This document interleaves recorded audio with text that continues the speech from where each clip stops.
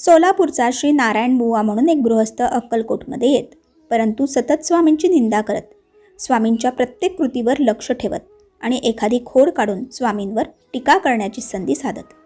जसे की स्वामी क्षुद्र जातीच्या भक्ताच्या घरी जेवायस गेले तर हे असे कसे स्वामी, यांना काही विटाळ नाही, कोणाकडेही जेवतात, कोठेही निसतात, यांना काय संन्यासी म्हणावे, अशी निंदा करत.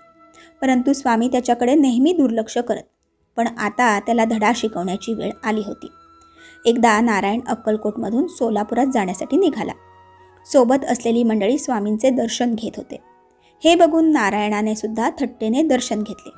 स्वामींनी त्याच्याकडे बघितले आणि मोठ्याने बोलले की बोंबलत जा. अहंकारी नारायण बुवाला काय स्वामींच्या वचनाचा अर्थ समजणार. त्याने स्वामींचे हे वाक्य उपहासात्मकपणे घेतले आणि सोलापुरात आला. घरी आल्यानंतर बघतो तर 3 ते 4 हजारांची चोरी झालेली होती. भरपूर तपास केला, परंतु चोरांचा काहीच तपास लागला नाही.